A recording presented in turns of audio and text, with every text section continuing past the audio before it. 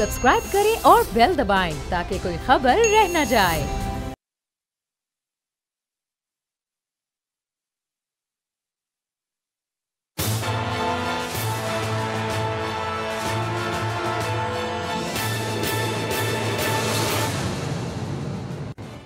अस्सलाम वालेकुम। प्रोग्राम तज्जिया, मैं हूँ अलीना इलियास और मेरे साथ मौजूद हैं समीम इब्राहिम साहब और राना ताहिर साहब। खित्ते की सूरत हाल के हवाले से आज के इस प्रोग्राम में बात करेंगे और एक ऐसे वजीर के हवाले से भी बात करेंगे जो बेलगाम है। आखिर ये जो वजीर है ये बेलगाम क्यों है और इसके लगाम के किसी के हाथों में है भी या नहीं, कुछ इस हवाले से बात करेंगे। जी समीर साहब, कहाँ से आगाज़ करेंगे? जी, दो ही इश्यूज़ हैं। एक तो जो ईरान के साथ अमेरिका का झगड़ा है वो स्पिल ओवर उसका है और सिचुएशन जो है वो खासी संगीन होती जा रही। लेकिन आगाज़ में जो आपने जो इशू छेड़ा है, जो कल मुबशर लुकमान और फवाद चौधरी साहब के दरमियान हुआ, ये एक अफसोसनाक वाक़या है, अनफॉर्चुनेट है, इसलिए कि बुनियादी तौर पर ये जो कुछ हो रहा है उसकी वजह मवाद है। जो जर्नलिस्ट जो हैं जो अपने प्रोग्राम में बोलते हैं वो पसंद नहीं है अगर किसी को, तो अगर वो कानून अपने हाथ में लेता है। लेकिन जो असल प्रॉब्लम है राना साहब वो ये है इस सारे किस्से में कि हुकूमत की सरपरस्ती हासिल है वफाकी वज़ीर साहब को, और आज जो कौमी असम्बली में उन्होंने खिताब किया उसमें उन्होंने दो तीन बातें जो कही हैं, मैं चाहता हूँ कि ज़रा वो पहले सुन लें ताकि फिर हमें आसानी कि ये असल इशू है क्या, ये थप्पड़ या ये गुस्सा या ये जैसे कसोनमुखी है, ये क्यों रहा है ये सब कुछ। फवाद चौधरी साहब ने आज असम्बली में जो तकरीर की, ज़रा उसका वो हिस्सा सुनवा दें, आर्मी और जुडिशरी के हवाले से जो उन्होंने कहा।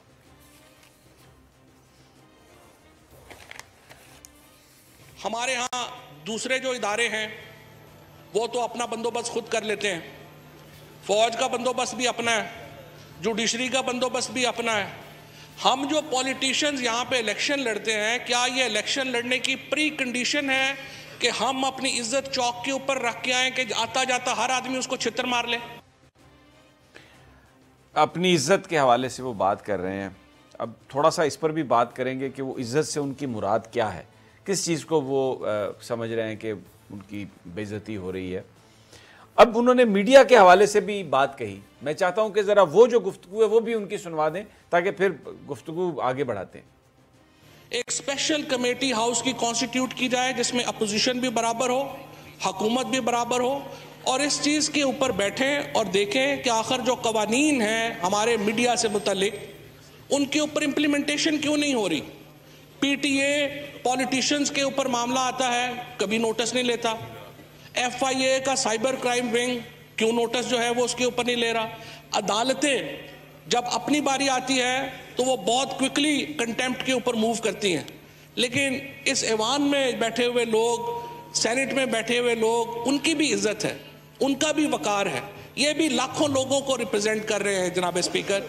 सो मेरी आपसे गुजारिश होगी एक स्पेशल कमेटी कॉन्स्टिट्यूट की जाए जो ये पॉइंट देखे कि कवानीन में कहाँ पर सुकम है, हम अपने जो कवानीन हैं उनको नाफज क्यों नहीं कर पा रहे। और इसमें मैं ये गुजारिश करूंगा कि हुकूमत और अपोजिशन को मिलकर इस मसले का कोई तदारुक जो है वो करना चाहिए। ख्वाजा साहब, अब आप देखें कि यहाँ पर जो फवाद चौधरी साहब हैं वो पूरे गौल को अपने साथ मिलाने के लिए, पूरे उस जत्थे को अपने साथ मिलाने के लिए, क्योंकि ये सियासतदान का दुख है। कोई अक्सरियत सियासतदान की 100% जो पॉलिटिशियन है या जो लोग साहिब इक़्तिदार होते हैं वो सहाफ़ियों से नाखुश होते हैं, इसलिए कि सहाफ़ी का काम ये है कि जो आपके काम में ख़राबी है उसने वो बयान करनी है। ये तो अब PR प्रैक्टिस बन गई है, और ये जो बेसिकली बहुत सारे जो लोग खफा हैं उसकी वजह ये है कि वो समझते हैं कि सहाफ़ी उनकी तारीफ़ करेंगे।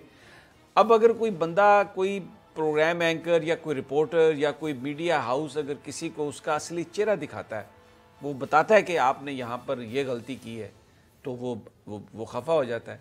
अब मैं इसकी आपको ये बात कि जी ज़ाती ज़िंदगी है और ज़ाती ज़िंदगी पर बात नहीं होनी चाहिए, ये किस तरह सही बात है? ये सही बात नहीं है।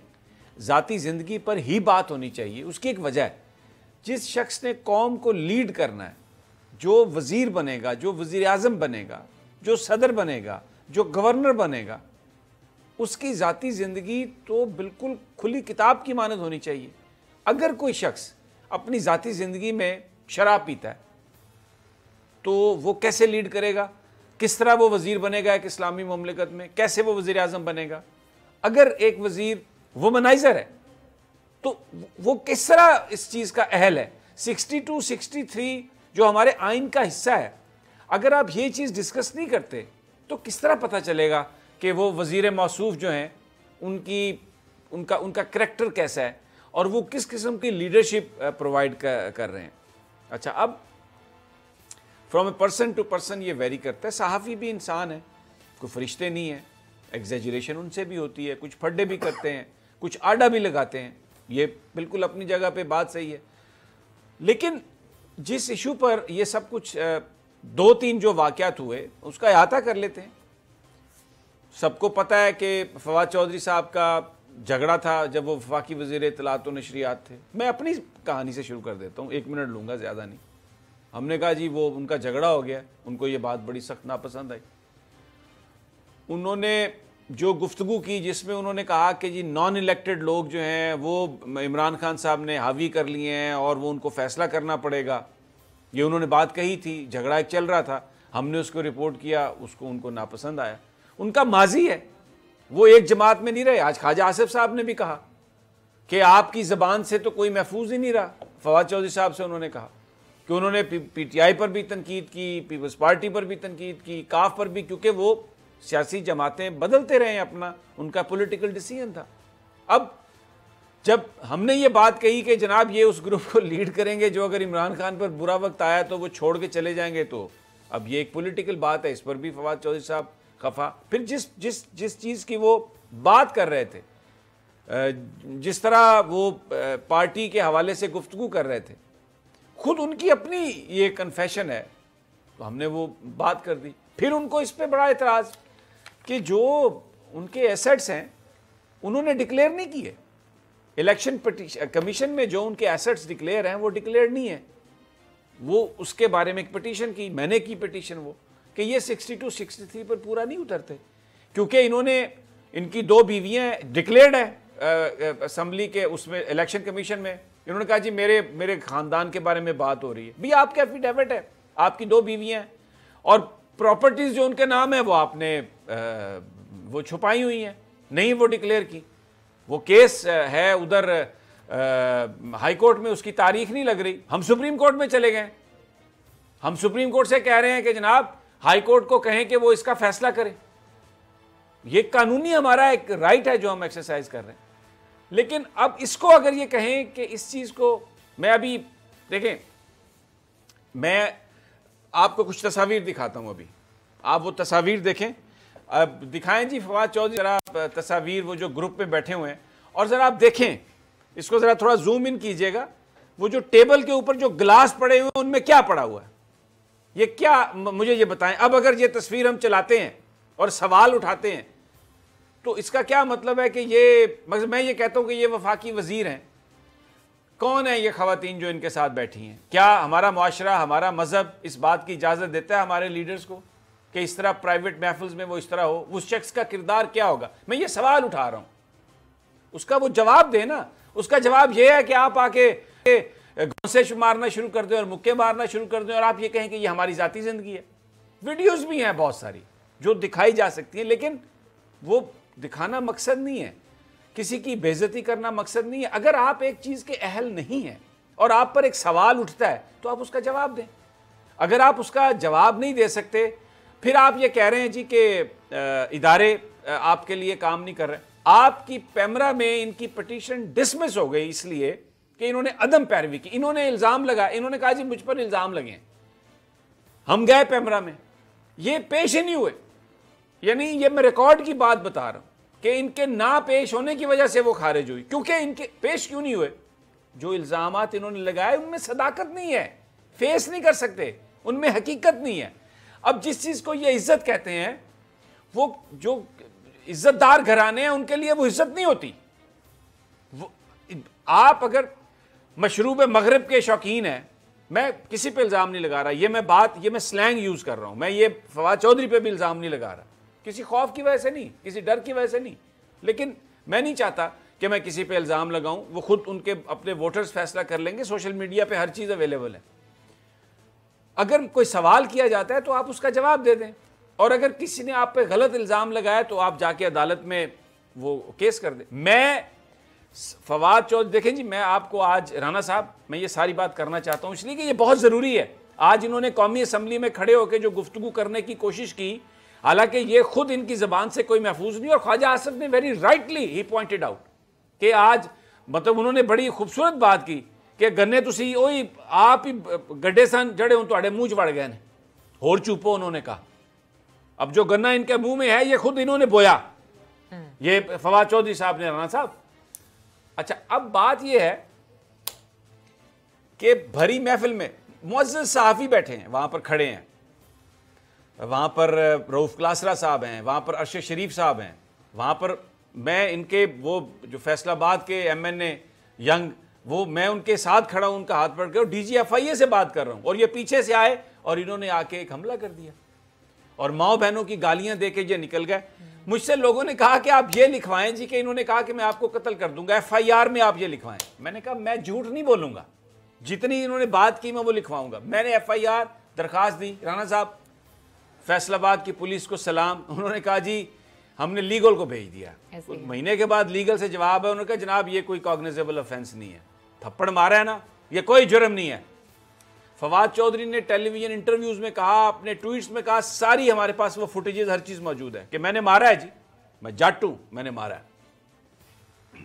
सेशन कोर्ट में गए हूं, मैं किसी पे इल्जाम नहीं लगाता, लेकिन मुझे ये पता है कि भाई एडिशनल एडवोकेट जनरल पंजाब हो तो बहुत सारी चीजें मैनेज हो जाती हैं। मैं कोई इल्जाम नहीं लगा रहा किसी पे, लेकिन एक हकीकत है, एडिशनल एडवोकेट जनरल पंजाब हैं वो।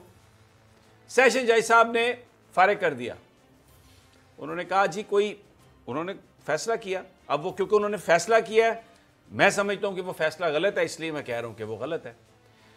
जो कानून है वो ये कहता है कि ज़रूरी नहीं कि आपको ज़ख्म भी आए, आप उसको पढ़ के देख लें। वो ये कहता है कि अगर आप किसी की रेपुटेशन को भी डैमेज करते हैं तो FIR दर्ज होनी चाहिए। ये राना साहब ये ऑफेंस है। जज साहब ने कहा नहीं जी, मुझे लोगों ने कहा कि जी आप थोड़ी सी खराश डाल लें उस दिन जिस दिन ये वाक़या हुआ, ये लिख दे। मैंने कहा नहीं, मैं ये नहीं करूँगा। हम हाई कोर्ट में चले गए, मोसेस हाई कोर्ट ने भी हमारी दरखास्त खारिज कर दी। उन्होंने कहा नहीं जनाब, लगाए थप्पड़ आपको, लेकिन ये जुर्म नहीं बनता। I have gone to the Supreme Court कि इसका फैसला करें। देखें, आप किसी को यूं टच भी करते हैं पूरी महज़ब दुनिया में तो इसे बैटरी चार्ज कहते हैं। आप फिजिकली नहीं किसी को कुछ कह सकते, जरूरी नहीं है कि आप उसका खून निकालें, उसकी हड्डी तोड़ें। अगर आप भरी महफिल में किसी को थप्पड़ मार रहे हैं तो आप उसकी रेप्यूट को डैमेज कर रहे हैं। लेकिन अब ये सुप्रीम कोर्ट की तरफ हम जा रहे हैं कि वो इसका फैसला करे, इसको वंस फॉर ऑल इसको सेटल कर दे। मैं अगर यानी ये एक बड़ी ज्यादती है कि अगर कोई आदमी आपको फिजिकली मारता है आके, और अगर आपकी हड्डी नहीं टूटती, भरी महफिल में आपको मारता है, आपके कपड़े फाड़ देता है, तो FIR नहीं दर्ज हो रही। ये क्यों नहीं दर्ज हो रही? कानून में तो ये नहीं लिखा हुआ। ये मैंने आपको मिसाल दी है, ये जो लेकिन इसके बावजूद मेरे पास ये क्या, हमारे पास ये चॉइस नहीं है। अगर हुकूमत ये चाहती है कि जिस तरह वजीर थप्पड़ मार रहे हैं सहाफियों को, कि सहाफी भी मारे वजीरों को, तो वो शौक पूरा कर ले, ये हो जाएगा। देखें, ये कोई इतनी बड़ी बात नहीं है, किसी के मुंह पर कालक फेंकना कोई बड़ी बात नहीं है। लेकिन हम कानून को हाथ में नहीं लिया। मैं आपके सामने वो जिसके लिए स्पेशल कमेटी की वो बात कर रहे हैं कि बनना चाहे, हमने फैसला किया, ये राना साहब मेरे साथ बैठे हुए हैं, कि हम कानूनी रास्ता इख्तियार करेंगे। मेरा दोस्त आरिफ हमीद भट्टी मुझसे खफा हुआ, अरशद शरीफ ने कहा तुम क्या बात कर रहे हो, खफा हो गया अरशद शरीफ मेरे साथ। उन्होंने 4 दिन मेरे से बात नहीं की। किसी ने कहा जी उसने सुलह कर ली है। उन्होंने कहा ये आपने क्या कर लिया, सुलह कैसे कर ली? लेकिन फिर हम सब दोस्तों ने ये फैसला किया कि नहीं, हम कानून को अपने हाथ में नहीं लेंगे।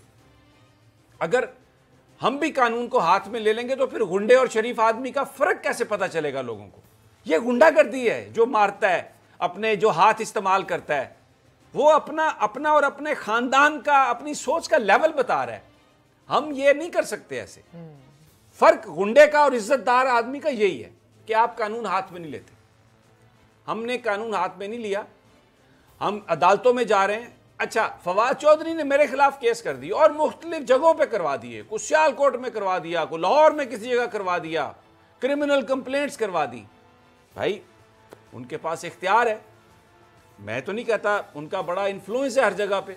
अहमद खान साहब लिखते हैं, अहमद खान साहब अपनी किताब में लिखते हैं कि बड़ा फवाद चौधरी साहब का नाम है बड़े बड़े मामलात में, बड़े पैसे की लेन देन में, बड़ी दलाली में उनका बड़ा नाम है। तो भाई मैं तो नहीं कर सकता मुकाबला, लेकिन यानी कानूनी तौर पर I will go to the and.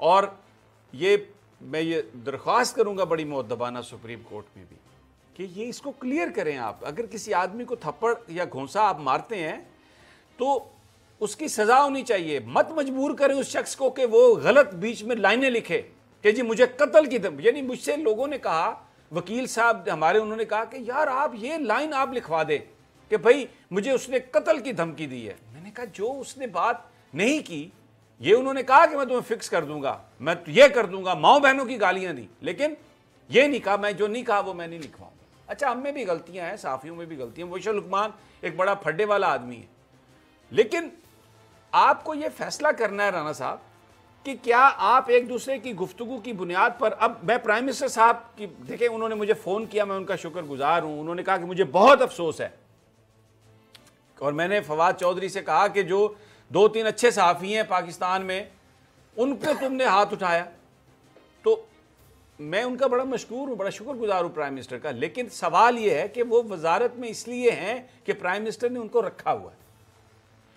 Fawad Chaudhary की हरकत की वजह से कभी हमने ना प्राइम मिनिस्टर की बदतारीफी की है ना तारीफ की है। इवन फवाद चौधरी की भी, ये बोल्ड टेलीविजन की स्क्रीन गवाह है इस बात की राना साहब, कि हमने हमेशा जो भी फवाद चौधरी ने बात की है एज ए पॉलिटिकल, जो भी उसने स्टेटमेंट दी है, वो हमने दिखाई है। वो उन्होंने झूठ बोला, बहुत झूठ बोले उन्होंने, पता नहीं 2 करोड़ मांगे, और ये उन्होंने, देखें मैं आपको बताऊं, एक तस्वीर है उनकी जिसमें उन्होंने अभी मुबशर लुकमान को मोहसिन लगारी साहब के बच्चे की दावत वलीमा में उस पर हमला कर दिया। ये उन्होंने वर्ड यूज़ किए कि ये सहाफ़ियों में तवाइफे हैं, ये यूज़ किए वर्ड इन्होंने जनाब फवाद चौधरी साहब ने। और उनकी अपनी तस्वीरें हैं, मैंने देखी एक जगह पे तस्वीर लगी हुई है, मुबशर लुकमान के गले में उन्होंने हाथ डाला हुआ है और अली गिलानी और 2-3 और लोग खड़े हैं, और नीचे किसी ने लिखा हुआ कि इनमें से तवाइफ कौन है।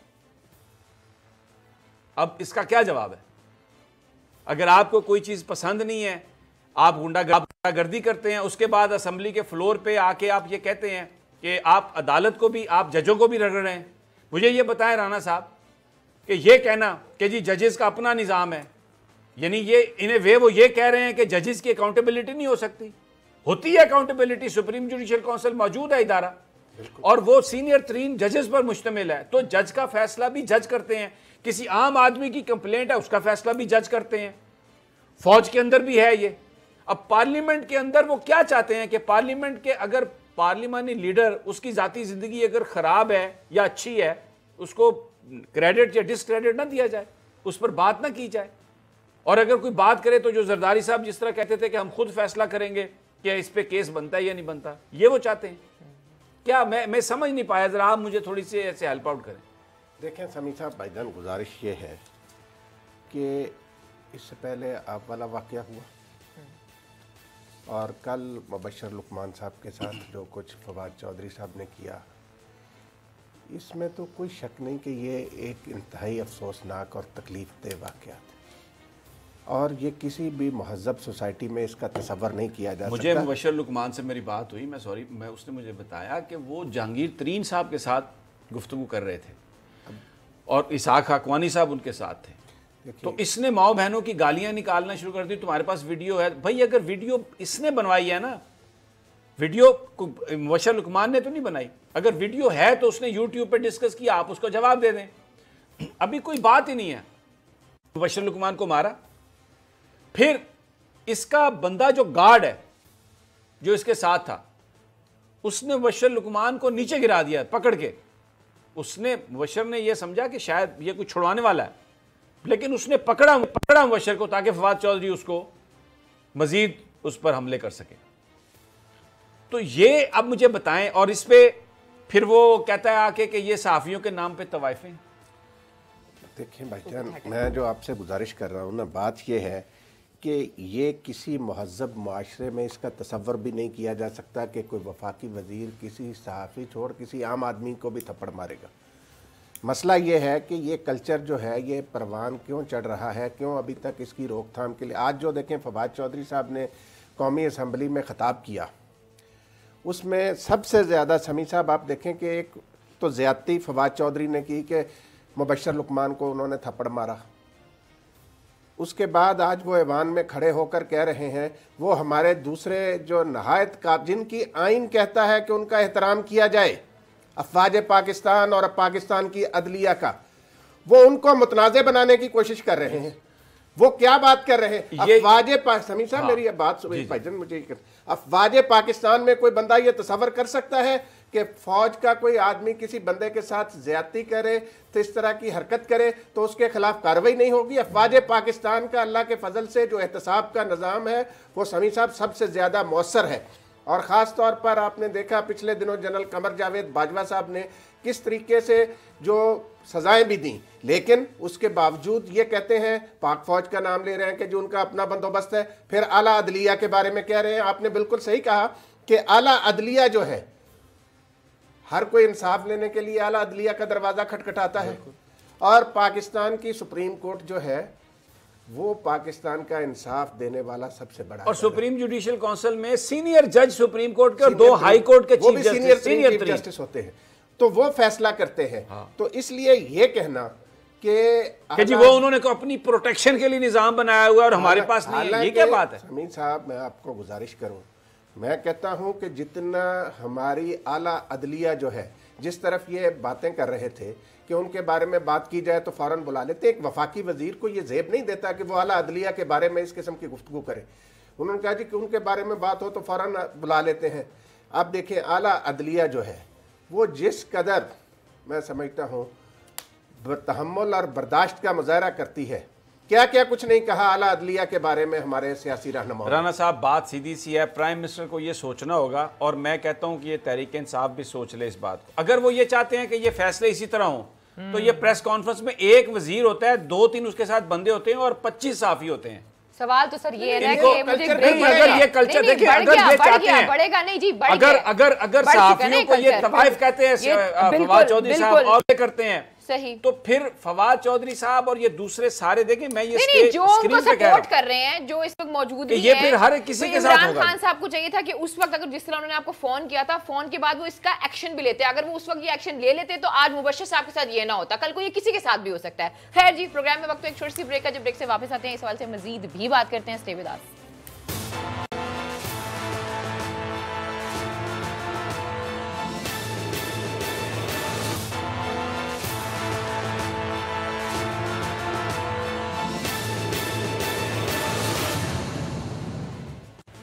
वेलकम बैक नाज़रीन, फिर आपको खुशामदीद कहते हैं। समी साहब, सबसे बड़ा जो सवाल है वो ये है कि सहाफ़ियों को तो छोड़ें, लेकिन जहाँ से आप लोगों ने आगाज़ किया वो ये है कि ये हमारे इदारों को जिस तरीके से मुतनाज़ बना रहे हैं, तो क्या कोई है जो अब इन पे लगाम डालेगा? देखिए दो तीन चीज़ें हैं। एक तो ये कि आप कानून को हाथ में नहीं ले सकते, चाहे कुछ भी हो। अगर हुकूमत कानून को अपने हाथ में लेगी, अगर वफाकी वुज़रा, सूबाई वुज़रा या कोई भी आला ओहदेदार अगर ये कानून को अपने हाथ में लेंगे और ये कहेंगे कि जी इदारे काम नहीं कर रहे हाँ। इसलिए हमने ये मारने पीटने का सिलसिला शुरू किया, तो आप क्या मैसेज दे रहे हैं?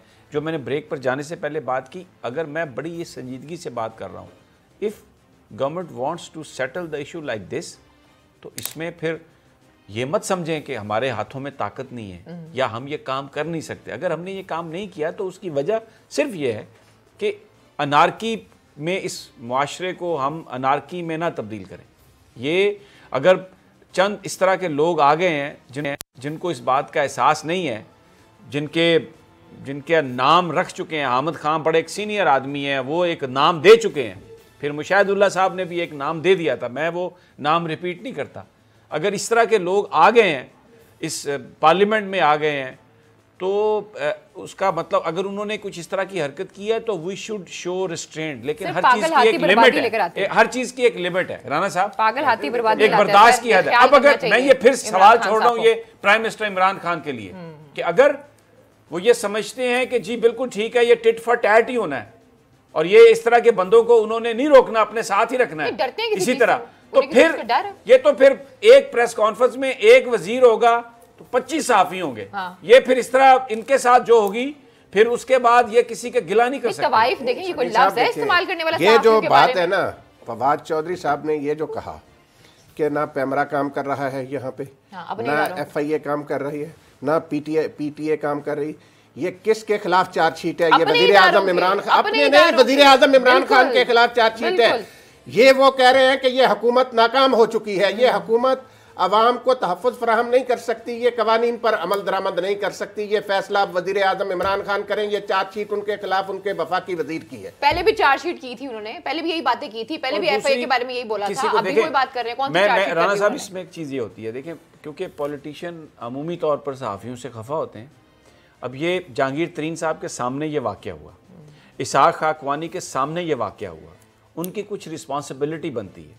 वहाँ पर चीफ मिनिस्टर उस्मान बुज़दार भी मौजूद थे, उनकी कोई रिस्पॉन्सिबिलिटी बनती। अगर उन्होंने इसको इसी तरह जाने देना है, देखें, हमें पता है कि हमारा रिपोर्टर है लोधरा में साकिब, उसको हमें पता है किसने गिरफ्तार करवाया, हमें पता है कि किसने क्या किया। देखें जहांगीर तरीन साहब, मैं आपसे सिर्फ ये कहता हूँ कि आप खुद शीशे के घर में बैठ के पत्थर ना मारें।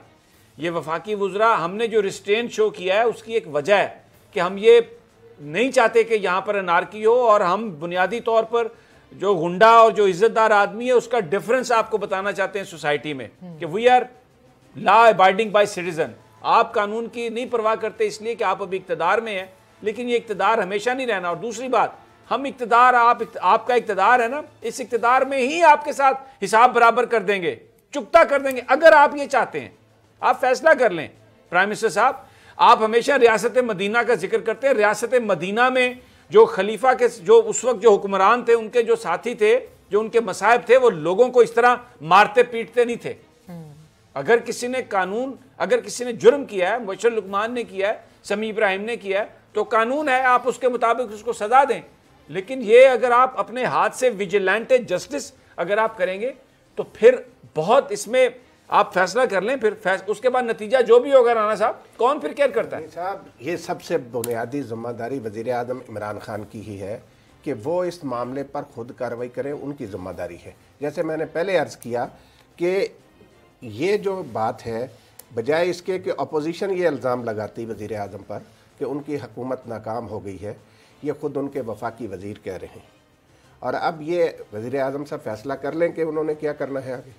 बहरहाल अभी तक तो मेरे ख्याल में कोई रिएक्शन नहीं आया। Let's move to the other story. ये तो चलता रहेगा, और अगर ये इन्होंने अगर ये समझते हैं ऐसे तो ठीक है। फिर बहरहाल we can say that let's hope for the best, और खुदा ताला अकल दे और ये अपने दे शुड करेक्ट। और आज ख्वाजा आसिफ ने तो जो इसको फवाद चौधरी साहब को जिस अंदाज में उन्होंने उनको याद दिलाया है कि अब आप जो अपना रोना ना रोएं और इधर हमारी तरफ आके ना करें, तो उसके बाद फिर वो, क्योंकि वो basically he is a person without equipment, he does not have any political equipment. वो यानी कुछ लोगों को स्टेटमेंट देने की इजाज़त है, यानी आदत होती है कि to stay in the news, खबर दे दी, वो कर दिया, ये कर दिया, बात इस तरह की कर ली, और उन्होंने कहा कि यही है। हालांकि वो इतनी ज़्यादा सियासी जमातें बदल चुके हैं, उनकी लॉयल्टी के हवाले से लोग इस तरह समझते हैं, जानते हैं, उनकी अपनी पार्टी में भी लोग जानते हैं कि व्हाट ही इज़, और कल को अगर सिचुएशन होगी तो वो क्या करेंगे। शायद बहरहाल इमरान खान साहब के पास शायद नंबर गेम कम है, लेकिन उसकी वजह से गुंडागर्दी में और बयानात में फ़र्क होना चाहिए। एब्सोल्युटली। आ जाएं जी, वो जो मामला है आज स्पीकर कौमी असम्बली में, सेनेट में तो पॉलिसी स्टेटमेंट दी है शाह महमूद कुरैशी साहब ने कि ईरान का जो तनाज़ा है उसमें बड़ी एक पोजीशन ली है पाकिस्तान ने कि हम अमेरिका का साथ नहीं देंगे। यानी ये अच्छा होता अगर वो जो यूनिलेटरल अटैक हुआ है उसकी भी मजम्मत कर देते। उन्होंने थोड़ा वो पूरा मजम्मत का वर्ड यूज़ नहीं किया, लेकिन एक अंदाज में अपने आप को उससे लाताल्लुकी का उससे इजहार किया। और ये कहा है कि जी हम अपनी सरजमीन को इस्तेमाल नहीं होने देंगे, अमेरिका से ये कह दिया है। लेकिन राना साहब, मैं आपको जो बात कहना चाह रहा हूँ ना, इंडिया, ये बहुत गलत ट्रेंड है हमारे ख़ित्ते में जो अमेरिका ने कायम किया इस तरह कि आपने जनरल सुलेमानी को इस तरीके से मिसाइल दे के मारा और आप ये कहते हैं कि ये प्रीएम्प्टिव स्ट्राइक है। कोई किसी को सबूत नहीं पेश किए गए किसी तरह का भी। इससे पहले अमेरिका ने माजी में जो जंगें लड़ी हैं ना, देखिए वियतनाम में भी जो जंग हुई थी वो भी गलत इन्फॉर्मेशन की बुनियाद पर हुई थी और उसमें अमेरिका को बहुत नुकसान हुआ था। फिर जो गल्फ़ वार हुई जिसमें इराक़ को बर्बाद किया गया, ये कहा गया कि इराक़ के पास केमिकल वेपन है, WDMD है, वेपन्स ऑफ मैस डिस्ट्रक्शन है। ऐसा कुछ नहीं था। कोलिन पावल ने बाद में माजरत भी की। तो जो क्रेडिबिलिटी है अमेरिकन गवर्नमेंट की वो इस वक्त ज़ीरो है इस हवाले से। और अब डोनाल्ड ट्रंप ने वही बात की है जनरल सुलेमानी के ऊपर हमला करने के बाद, और अमेरिका के अंदर से आवाज़ें उठ रही हैं। लेकिन ये इसका जो सबसे बड़ा ब्रंट है, इसके जो सबसे ज़्यादा अफेक्टीज़ हैं वो तो हम होंगे। अफ़गानिस्तान में जो कुछ हो रहा है अगर, और ईस्टर्न बॉर्डर पे जो इंडिया कर रहा है, अगर ये ईरान के अंदर भी ये मामला खुल जाए और जंग शुरू हो जाए जिस तरीके से आपस में गुफ्तगू हो रही है, क्योंकि बहुत सारे लोग ये सस्पेक्ट कर रहे हैं, पीपल आर फियरिंग दैट जब ये क्योंकि कल उनकी शायद तदफीन है जनरल सुलेमानी की, और उसके बाद 2-3 दिन वो होते हैं कुल के, जो एक तरीका है रिचुअल्स है, उसके बाद it can go you know to any limit. तो ये हमारे लिए बहुत ये ख़तरनाक बात है। और हमने तो जो कश्मीर पे जो रिस्ट्रेंट शो किया था, जब ये एब्रोगेट किया स्पेशल स्टेटस इंडिया ने और कश्मीरियों पर जो जुल्म सितम किया, तो हमने तो उस पर कोई एक्शन नहीं लिया, रिस्ट्रेंट शो किया इसलिए कि मज़ाकरात के ज़रिए बात हो, यूनाइटेड नेशन चार्टर के मुताबिक अमल हो, किसी भी आप रियासत में, इंडिपेंडेंट रियासत में आप ना घुसें, कोई इस तरह का काम ना करें। लेकिन अब अमेरिका खुद ये करके प्रीएम्प्टिव स्ट्राइक, भारत तो बार बार ये कह रहा है, रोज़ाना ये कह रहा है कि जी हम प्रीएम्प्टिव स्ट्राइक का हम हक महफूज रखते हैं। उनका जो नया जर्नैल है उसने भी आके हमें इस तरह की बात करने की कोशिश की, तो वो DGISPR ने सुनाई, उनको पूरा बताया कि इधर आने से पहले ज़रा अपनी एयरफोर्स से पूछ लेना। वो तो हम तैयार हैं, पाकिस्तान की फ़ौज अल्हम्दुलिल्लाह इनको पूरा भरपूर इन्हों का घर पूरा करने लिए तैयार है, हमारे जवान तैयार हैं, Pakistan defence is in safe hands, no doubt about it. लेकिन ये अमेरिका क्या शय दे रहा है यहाँ पे राना साहब? समी साहब देखें, बात यह है कि अमेरिका जो कुछ कर रहा है, इस हवाले से अभी जो बात आपने की पाकिस्तान के सरहदों के हवाले से, ईरान के ख़ास वाक़े के हवाले से, देखें इसीलिए पाकिस्तान ने ये कोशिशें शुरू की हैं कि यहाँ पे जंग के साए जो मंडला रहे हैं ये हट जाएं। पाकिस्तान के वज़ीर ख़ारजा ने ईरानी वज़ीर ख़ारजा से बात की, UAE के वज़ीर ख़ारजा से बात की, सऊदी अरब के वज़ीर ख़ारजा से बात की कि इस मामले को मसला क्या है कि भाई इससे सब, आपने बिल्कुल सही कहा कि इसके असरात पाकिस्तान पर तो पड़ेंगे। अगर खुदा न खास्ता कोई ऐसी सूरत हाल होती है तो पाकिस्तान उसी सूरत हाल को कंट्रोल करने के लिए, इसमें साजिश है। आपको पता है कि इराक़ के वज़ीर आज़म ने जो बात कही, उन्होंने कहा कि जनरल सुलेमानी सऊदी अरेबिया के लिए एक पैगाम लेके आ रहे थे, और बेसिकली ये जो उनको अटैक करके इस तरह से जो एलिमिनेट किया गया, वहाँ पर जो एक ग्रैंड रिकन्सिलिएशन होने जा रही थी, उन एफर्ट्स को सबोटाज किया गया। मैं चाहूंगी रन साहब इस पर कमेंट कर लें, लेकिन मुझे एक ब्रेक लेनी है प्रोग्राम में। जब ब्रेक से वापस आते हैं, जिस साजिश की तरफ समी साहब ने इशारा किया, इस पर मजीद भी बात करेंगे। Stay with us.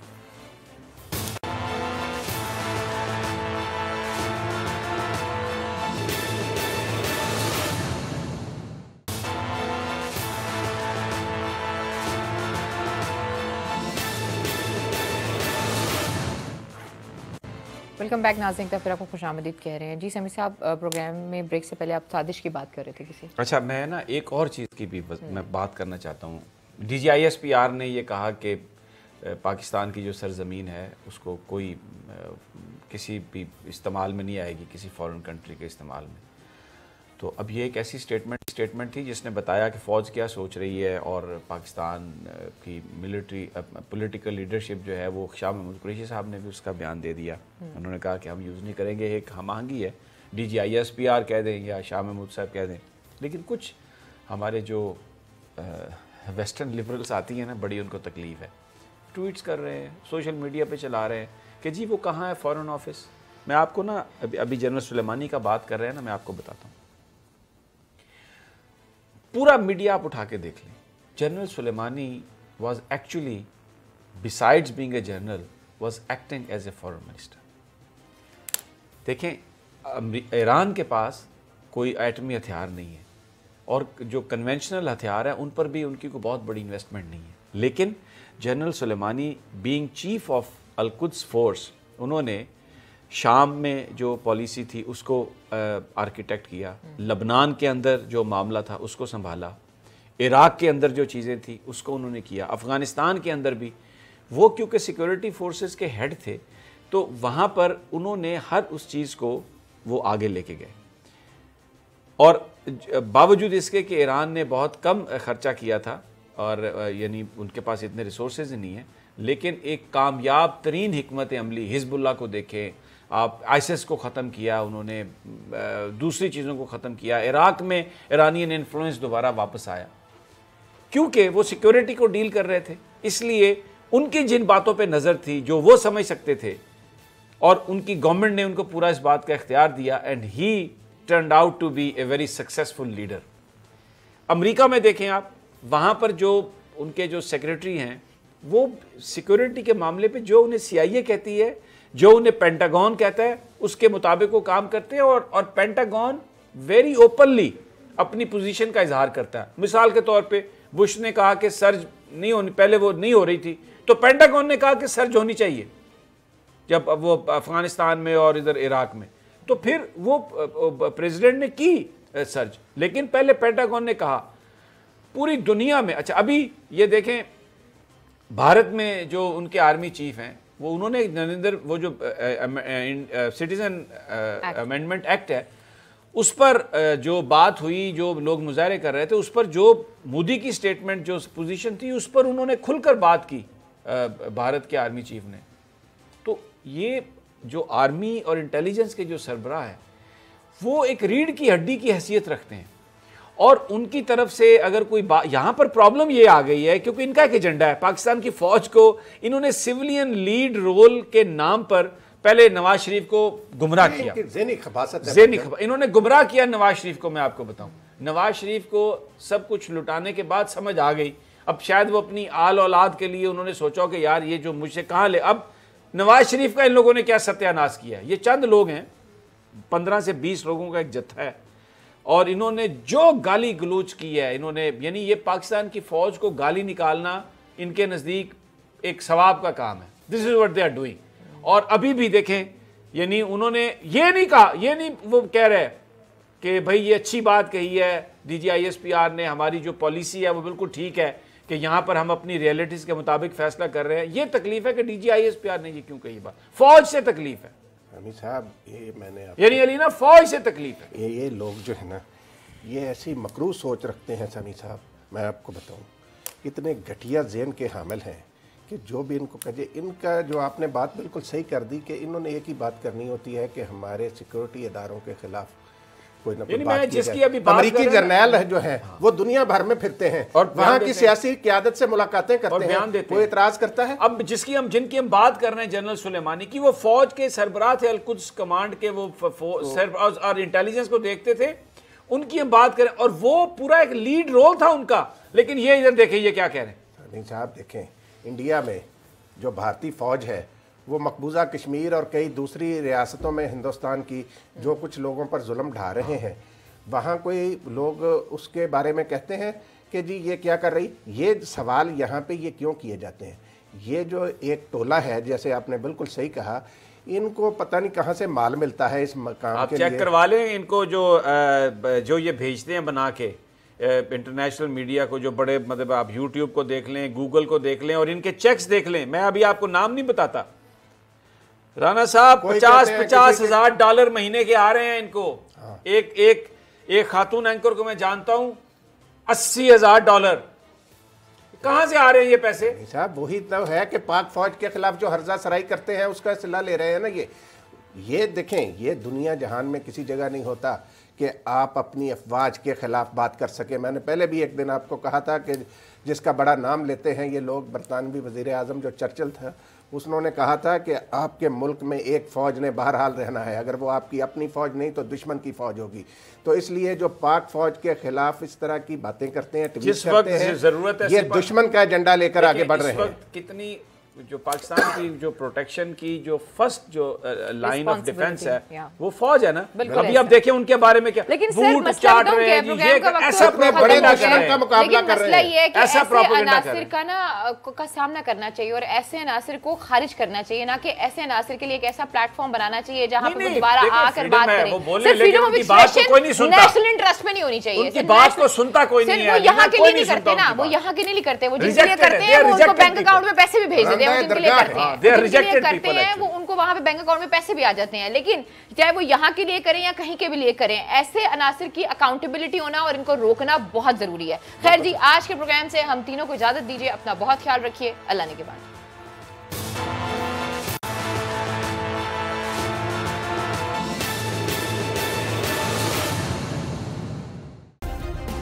सब्सक्राइब करें और बेल दबाएं ताकि कोई खबर रह न जाए।